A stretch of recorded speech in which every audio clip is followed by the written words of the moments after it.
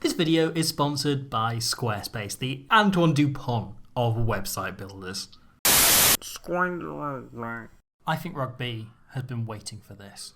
It's now almost 2 weeks since England's women swept the Six Nations for a fourth successive year and sent themselves into the World Cup sitting atop the rugby world with a level of dominance the 2015 All Blacks could only dream of, one game short of setting a new world record for most consecutive international wins across all forms, modes, tiers, genders and codes of the sport, and with their overall game as close to perfect as anyone has ever really seen. The Red Roses are the best rugby team in the world. They're the best team the sport has seen since Richie McCaw shuffled off to pilot biplanes and join the Wiggles, and this Six Nations really drove that home. Heading into the championship, we felt France were the only team capable of beating the Red Roses. Now we know France are the only side capable of finishing within 50 points of them. With the World Cup now just 4.5 months away, the Red Roses have now beaten their every opponent by multiple scores at the last time of asking. Every one. And they look, frankly, unbeatable. So,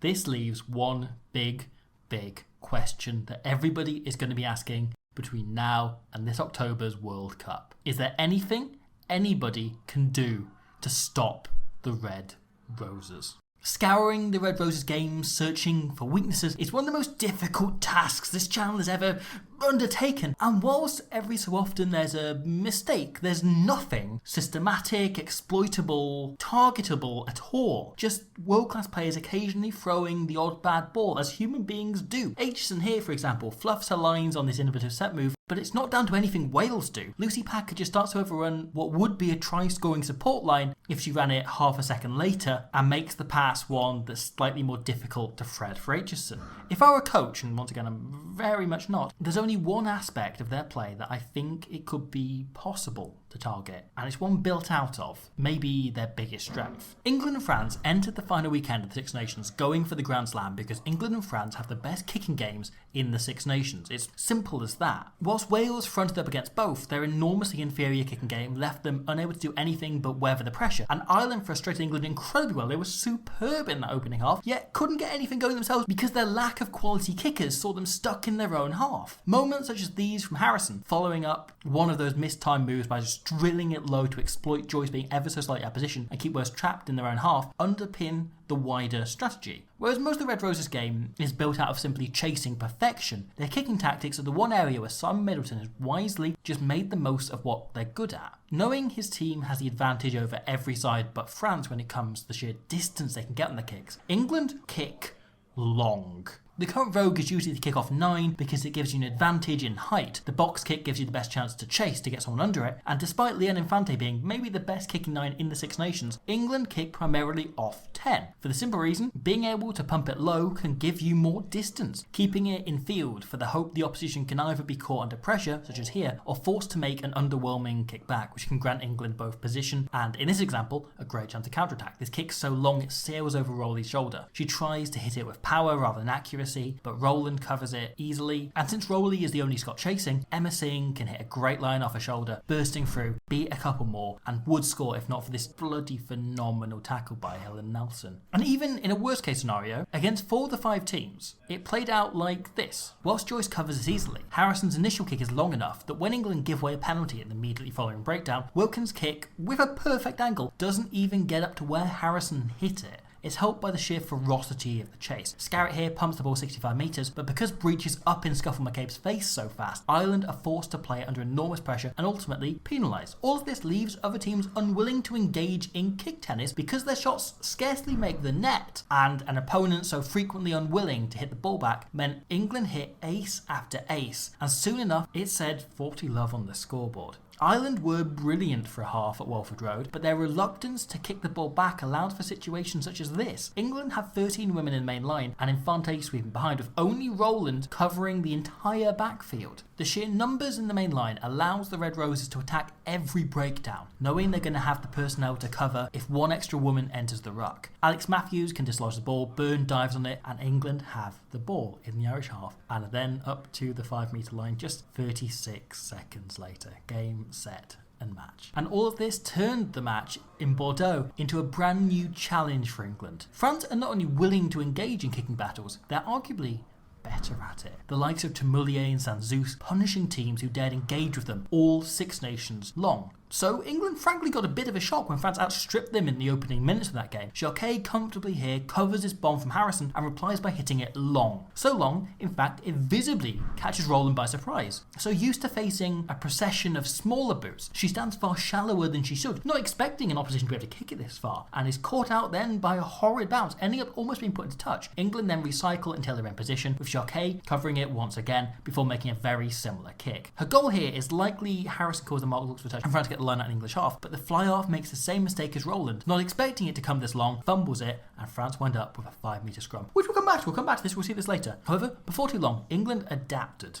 their kicking tactics. With their attack here floundering and disrupted, England realised their best option is to kick. But whereas earlier in the tournament they would have fired something up for Breach to chase, here instead they adopt a totally new strategy akin to how France's men's team kick. Roland just looks for grass. It's a phenomenal kick. French backfielders are all covering the obvious options, so she just slaps it down the middle, just straight down there, but doesn't quite hit it as far as she can. The height giving it a kind of top spin, and this ugly bounce meaning Jacquet has to then rush her kick a little. She's caught in two minds, and it allows Roland herself to regather and relaunch the attack, which progresses in a much more fluid fashion than the version France got amongst moments earlier. But it came together even better here. With the French able to match them all, England set up to kick. It's a great kick by Harrison, bobbling at the last second to make it a nightmare for Bourgeois to catch. Breach is right on it, and it leaves France under enough pressure that they're never doing anything except going to kick it back, which is exactly what England wanted them to do. Instead of dropping a winger back as usual to accompany the fullback, England have outside half Harrison joining fellow fly half Roland, deployed that day in the fullback shirt. Expecting France to kick it back, England put their two best kickers into the backfield,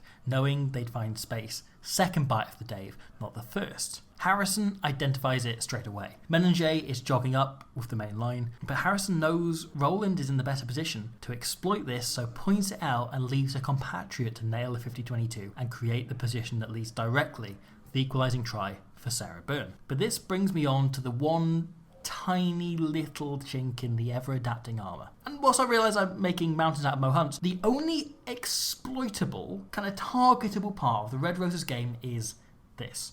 Every single player in this England backline is right-footed. And not just their starting team, their wider squad. England selected 17 backs over the Six Nations, and not one of them kicks with their left foot. Now, France accidentally came very close to a game plan which could exploit this as they looked to pin England down the tram lines in the first 20 minutes. The left-footed Jacquet naturally favouring this side of the pitch, the easier for a right-footed kicker, and hence, if you had the kicking resources of a team like France, it would be possible to manufacture a game plan all about that right-hand touchline, mirroring the game plan Jacquet was playing here to take place on the opposite sideline, hoping for results like this. There's pressure on Breach, but whereas a left-footed kick can get us away, she's so right-footed, instead, it's a disaster! It's an absolute disaster! This is about the only time England did anything badly in the entire Six Nations, so let's revel in it. However, we once again do come up against this one tiny little problem, which is that the Red Roses adapt. France do try to pin them on the right-hand side here, but England just play two phases into the middle of the pitch. They work the ball so that Harrison can clear from her correct side of the field. Jacquet then has to hair it across from the far touchline, where she was expecting it to be kicked to, and knocks it on in a hurry. This is the most impressive thing about the Red Roses. They adapt and they keep on improving. Simon Middleton was named Coach of the Year in 2021 for creating a team who went the entire year unbeaten, but his most remarkable achievement has been continually improving a team who already seemed to be at the pinnacle. Going into this year's Six Nations, Middleton was quite upfront in the fact he's happy with their attack, and so he should be. Even after the demolition jobs on the second, fourth and fifth best teams in the world last autumn, England have continued adding to their game. In the past, their best attacking players either been power-based, them all, which scores so many tries.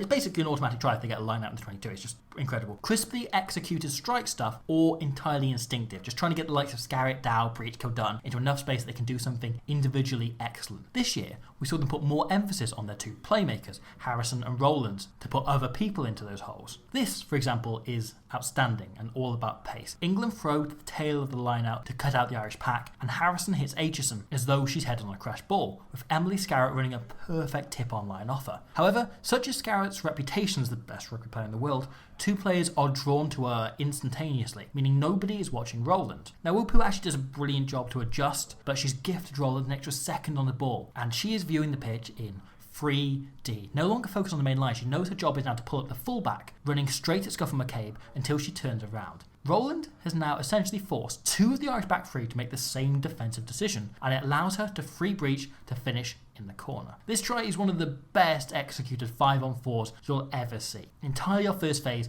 entirely because England understand Roland's intellect and skill set, and crucially, Scarrett understands her own reputation. There's one trait that unites almost every all-time great in rugby. The thing that sets apart the greatest from the most talented. And that's how they adapt to the defences figuring them out. And whilst Emily Scarrett has perhaps scored fewer tries and made fewer breaks than she has in past, I think this Six Nations has represented some of the best rugby she's ever played, as she transformed herself from the star athlete with the shining highlights reel to an entirely selfless rugby player.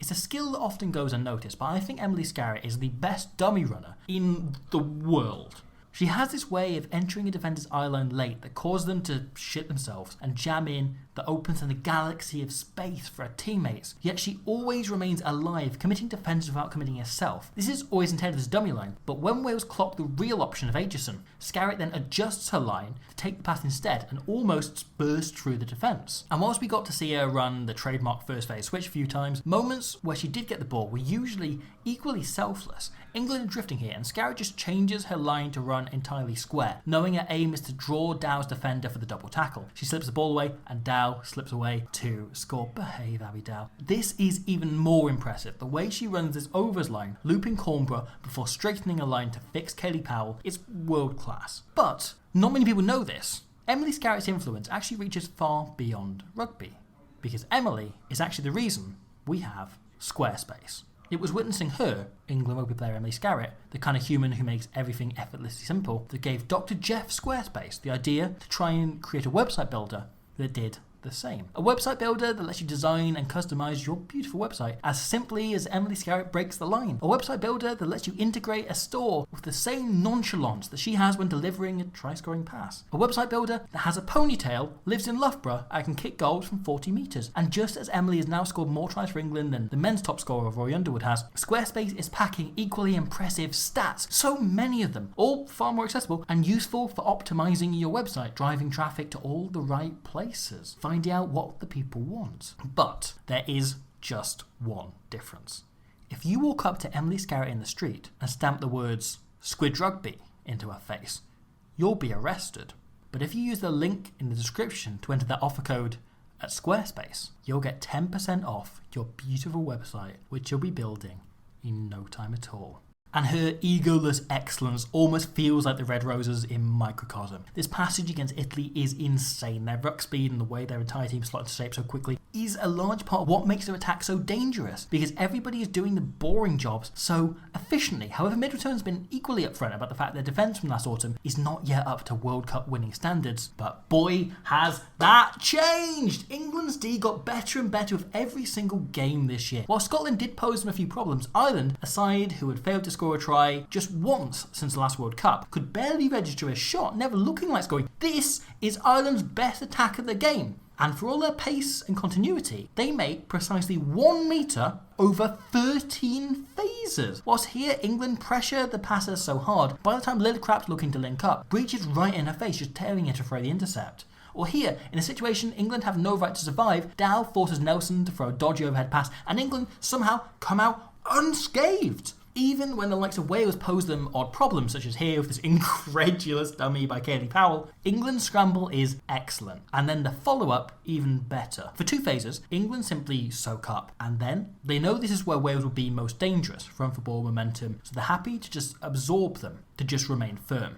And then, once they've done that a little, their line speed becomes quicker, turning butchers over and clearing the ball. And so this improved defence just made what France were able to do to them in those opening few minutes in the Grand Slam decider all the more impressive. France have clearly during the week identified a move they thought 5 metres out would work against English defence, and you can see it in the nods and conversations happening around that scrum 5. I told you to come back to you, I've come back to it, woohoo! Sansus taps quickly, wondering whether she can bury over without needing the plan, but she's brought to ground expertly. France then have, I think, a slight miscommunication. This is a superb reset carry, the sort that's more about creating quick ball to strike the next phase than it is actually about the carry. You know, another example would be this by Ryan Elias from the men's Six Nations. Just present the ball back fast with a clear out set so the backs can then play a fast ball the following phase and attack properly then. Potentially to allow France to run their sneaky new move. except Sanzus is still at the bottom of the previous ruck, so the ball ends up slow, and France will need another one. And so, as Joyeux carries, Sanzus turns to a number 8 to tell her it's time. Menage starts here. She's nowhere. She's never getting the ball, meaning England have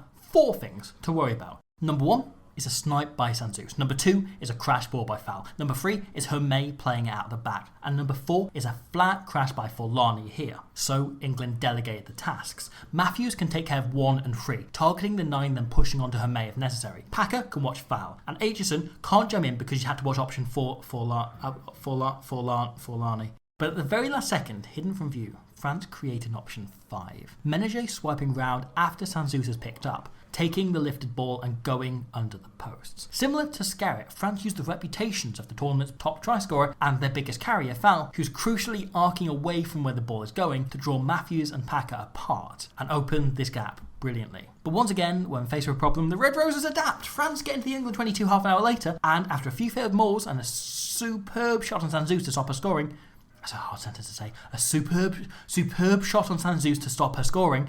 Give it a go. At home. Superb shot on Sanzus to stop her scoring. France roll out the same move again. Flat carry, 2 runners get into position, and Sanzus calls for one of them to come around the corner and guard the first defender. But England are wise to it. Locke Davis has come in a step, and it means Zoe Aldcroft can take care of the tackle and stop the move without it even looking like a threat. Any and all challenges they've been faced with, they've adapted to by the end of that same game. Wales match them physically, they change their technique at scrum and maul alike, and soon enough they're scoring their 50th point. Ireland disrupt the game brilliantly, but instead of relying on their ever excellent maul and forwards play, they start leaning on first phase strike moves, something Ireland can't systematically dismantle. And Italy do a superb job of targeting the breakdown. England shift their shape from 1-3-3-1 to 1-3-2-2, meaning they have more forwards in wider positions, allowing them to play with greater width, hence keeping the ball away from the Italian forwards who are attacking the rucks with such ferocity. Even when down to 14 against France, they managed the clock brilliantly. From little things like players going down to tie their shoelaces, to eat seconds out of the 10 minutes, to the way they make sure the ball is in play for 3 minutes here. The clock is being chewed up and France aren't getting a chance to regroup or run any strike move they designed for an opposition to player down. England just make sure they get out the other side unscathed, not worried about anything else. Every part of their game is hugely impressive, as is their depth. 4 and a bit years ago, when injury struck England's outstanding fullback Nolly Waterman during the semi-final, Middleton was left scrambling. By selecting his star player in every game she was available for, he'd neglected to blood a replacement. He didn't have anyone to fill in, instead forced to move Emily Scarrett to the more unfamiliar position of 15 and bring Meg Jones into the centre, the only position he'd built any depth for.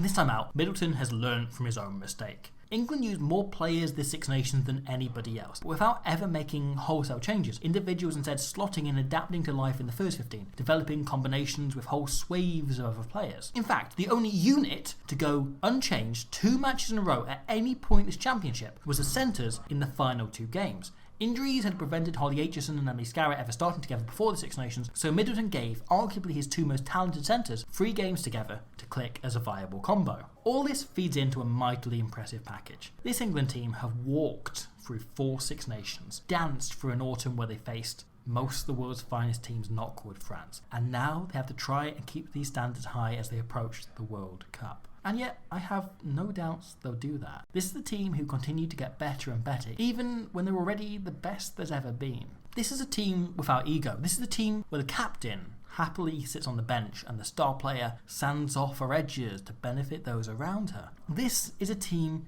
nearing the perfect game, heading to New Zealand knowing there are no real weak points. But more importantly, this is a team rugby has been waiting for. 2 years of professionalism, a dedicated, organised top-tier league, and an increased platform for the sport has turned a very good team into dominators. The most likely outcome of this autumn is now England sweeping the World Cup and winning every game by a significant margin. And whilst we might want a little more drama to keep us more entertained, seeing the Red Roses wipe everyone aside on their way to winning the World Cup might be one of the best things to ever happen for rugby. Less than 10 years ago, the England women's team were playing at local grounds in front of crowds of about 200. 5 years ago, players were unpaid and it wasn't a guarantee the games would be televised. Now, we're looking at a world in which millions, literally millions, tune in to watch the games on mainline BBC channels, and Premiership grounds will likely be too small to host home games by the time 2025 rolls around. This growth has come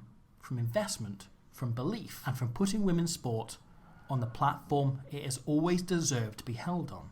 England have provided the model everybody else must now follow. For a long time, I think the high-ups in rugby union have considered themselves helping women's sport by chucking a few crumbs here and there, and women's sport was expected to be thankful. However, I think the tables are now starting to turn. If this great game, and with it, those higher-ups' business, is to grow, to really properly grow, and not just sell a handful more shirts than usual during a World Cup, if it's to properly grow, it needs the women's game. A section of the sport capable of opening up doors rugby has never dared approach before, never mind knock down, unlocking entire worlds of possibility for the sport. If only it will stop being so stuck up and invest. Every single round of this year's Women's Six Nations saw at least one record-breaking crowd, but more importantly, take a look at them. I've never seen rugby crowds so young. This is not just a crowd, but a generation falling in love with rugby. And this growth, these crowds, this engagement on social media is possible in every nation if those in charge only start to give the sport the resources it deserves. And here's the key thing, right? England are only 2 years into full professionalism, 4 years into their competitive league. We're still looking at a world in which other teams with unions who care can catch up with the Red Roses and make the 2025 World Cup explode. Growth potential on a level rugby has only ever seen once before, 30 years earlier, when Nelson Mandela and Jonah Lomu pushed the sport into the stratosphere. But more importantly, for now, on the pitch, there's only one thing we're waiting for, only one thing we're watching for, because we're now looking at a world the Red Roses are very close to conquering. Thank you for watching that. I hope you enjoyed it. Apologies it's taken so long. It's been some time in the works. I wanted to go properly deep into all of the games over this Six Nations and kind of pull apart things and trends and stuff. I thought it was interesting. As I say, try and find weaknesses. So I hope you enjoyed that. I've got a similar one coming on the England men's team based on the Six Nations and Eddie Jones' history. Eddie Jones' past in rugby. It's one of the deepest dives I've ever done for a video, so that should be coming in the next couple of weeks, some point soon, as well as I want to look at dogs in rugby. I had a Twitter thread where I accidentally ended up with most of Wales women's teams sending me photos of their dogs, and I think it's only fair that that gets video treatment as I tease as someone asked for. One person asked and I decided to do it. So similarly, if you want me to cover best cows in rugby or anything, please just leave a comment and we'll get into the best iguanas in rugby down the line. Those all be coming very soon. Thank you. Harrison staying down for a moment. Romain Ménager. We've named all the fish. They've all got their individual personalities.